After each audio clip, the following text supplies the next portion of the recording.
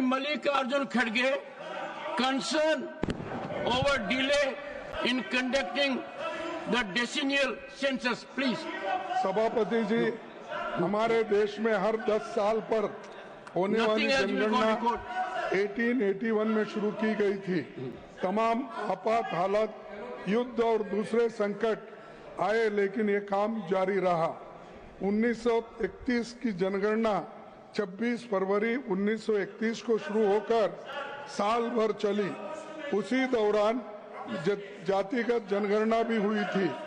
इस जनगणना के पहले महात्मा गांधी जी ने कहा था कि जैसे अपने शरीर की पड़ताल के लिए हमें पीरियोडिकल मेडिकल एग्जामिनेशन करना पड़ता है, उसी तरह जनगणना किसी राष्ट्र का सबसे महत्वपूर्ण परीक्षण होती है।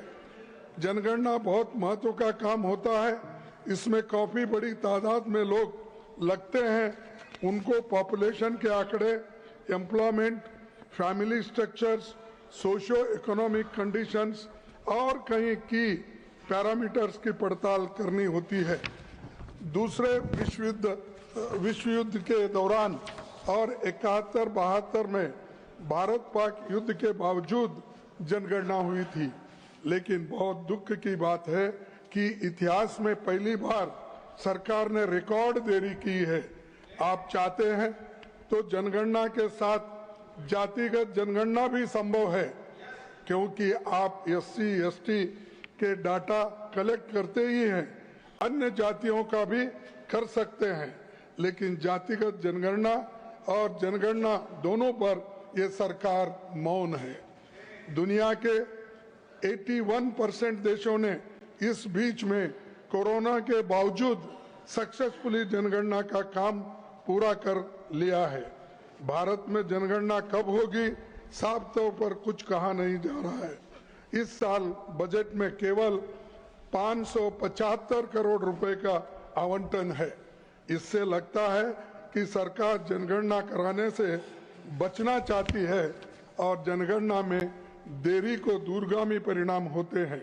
तमाम बुनियादी आंकड़ों की गैर मौजूदगी में ये तुगलकी नीति बनती जाती है और consumer survey, national family health survey, periodical labour force survey, national food security act, national social assistance programme सहित कई महत्वपूर्ण सर्वेक्षण और कल्याणकारी कार्यक्रम जनगणना के आंकड़ों पर निर्भर करते हैं।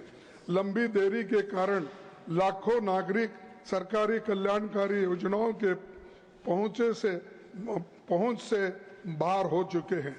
नीति निर्माताओं के पास आम फैसला लेने के लिए जरूरी और भरोसेमंद डाटा नहीं है।